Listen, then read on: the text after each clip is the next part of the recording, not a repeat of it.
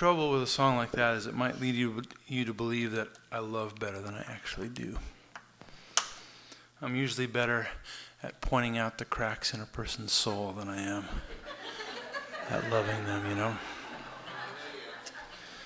And but I'm getting better, I think, by God's grace, you know. I'm getting better at it. Mostly because I've experienced, you know, whenever I've been loved in that way, whether by friends or family or the Lord himself, it's so healing, you know. And I want to love that way. This is a story about a time when I was loved well. I was loved that way. It was in it's a song about pain. And I know some of you are like, yes, finally. I've been waiting for songs about pain. So, I wanted to write a song about grieving and about pain, because I don't think we do pain very well. You know, we usually try to avoid it at all costs, but then, you know, when it catches up to us, as it inevitably will, we get weird, you know. We're weird about our own pain, you know. We're embarrassed by it. Like if you and I are talking and your heart is breaking and you begin to cry, what are the first words out of your mouth after you start crying? Yeah, right? And I always want to say, no, don't say you're sorry. Let me say thank you. Wow. Thank you for trusting me enough to cry in front of me, allowing me into such an intimate and holy place, you know. So we're weird about our own pain. We're weird about other people's pain sometimes too. There's that story of Job, you know. He goes through hell, he loses everything, and then his friends come over to comfort him, and they just make it worse, you know, by offering him unasked for advice and by hammering him with scripture and telling him why all that's happened to him is his own fault because of sin in his life, and on, right? Or just explaining his pain to him, you know. And that's awful. How many of you have ever had that, you know, had that kind of thing happen where you're in pain and people just start offering advice and they try to fix you or throw scriptures at you? Have you ever had that happen? Yeah. How many of you have ever done that to somebody else? Yeah. Me. I've done it a lot. I'm getting better, though. I'm getting better about it. It's because I recognize that when we do that to somebody, what we're really doing is we're rejecting their pain. We're rejecting their pain. It's one of the loneliest feelings in the world. We're saying, I'm sorry you're in pain. Here, don't be in pain anymore. Listen to, you know, let me fix you so you don't have to be in pain. It's because your pain makes me uncomfortable too.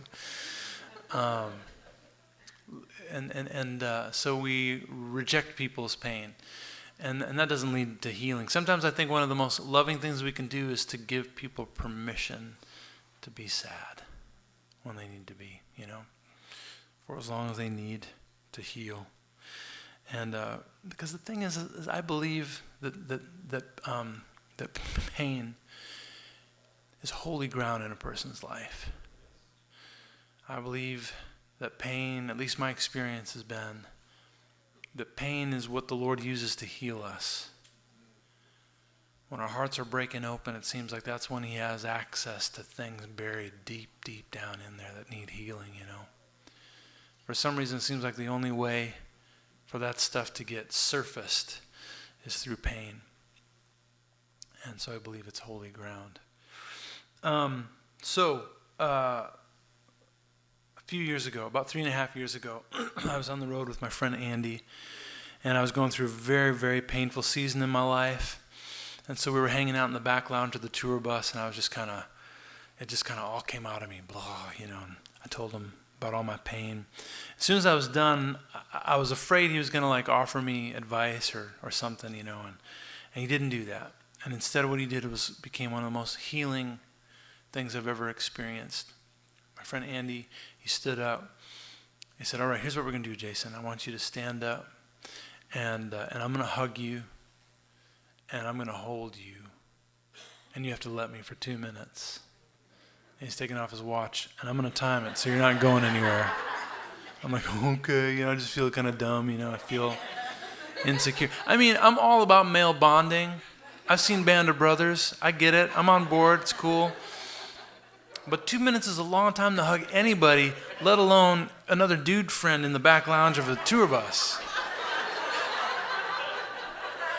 And you would think because like he was an artist that maybe he's like a huggy kind of a guy. No, he's not that kind of. He's like a man's man who like hunts deer and then rips their heart out and rubs the blood on his face, and so he's that guy.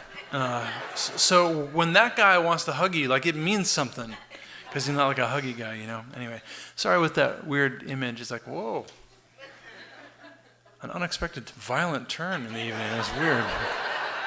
Sorry. Anyway, back to the tour bus. So I'm standing up, and he says, and I stand up, and he hugs me, and he's holding me. And I'm laughing at first, just because I feel just kind of goofy, until I start crying. And then I start ugly crying. And then I remember feeling like I kind of lost all my strength, and I felt like he was just holding me up. And he didn't say a word, right? But what he was saying was so clear. He was saying, you're not alone, and you are loved. And I believe that pain is holy ground in a person's life, and sometimes in the presence of holiness, it's best to just be quiet. This is a song about that.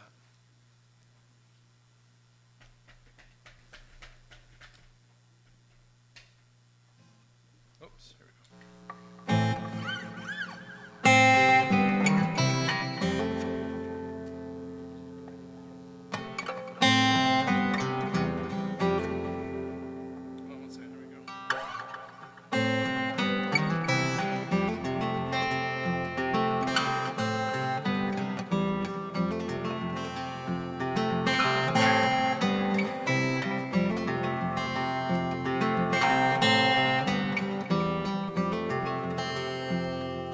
See the smoke from a mile away. Trouble always draws a crowd. They want to tell me that it'll be okay, but that's not what I need right now. Not while my house is burning down. I know someday, I know somehow I'll be okay, but not right now. No, not right now.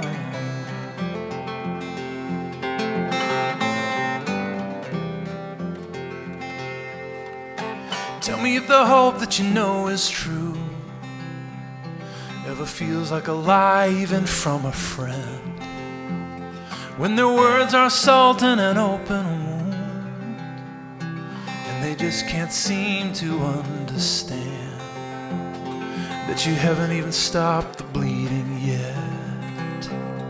I know someday, I know somehow I'll be okay, but not right now. No, not right now. Don't tell me when I'm grieving that this happened for a reason.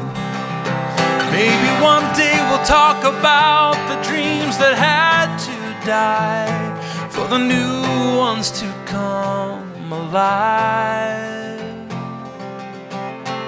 but not right now.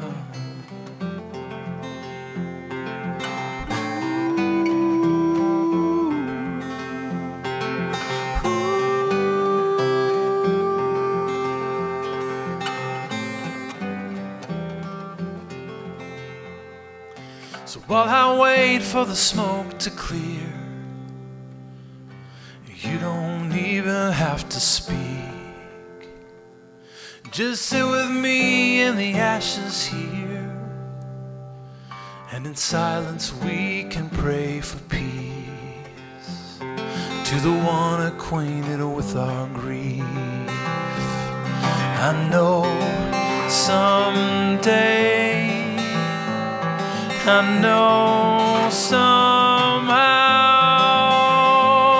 I'll be okay, but not right now. No, not right now. Not right now.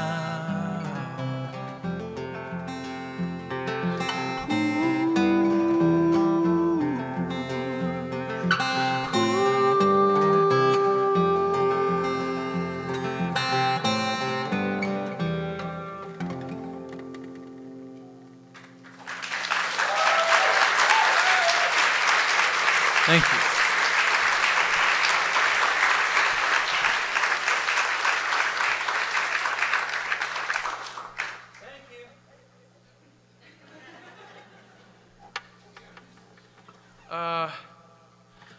This is a song I hadn't played for a long time, and I played it last night, and it was fun enough that I wanted to try it again.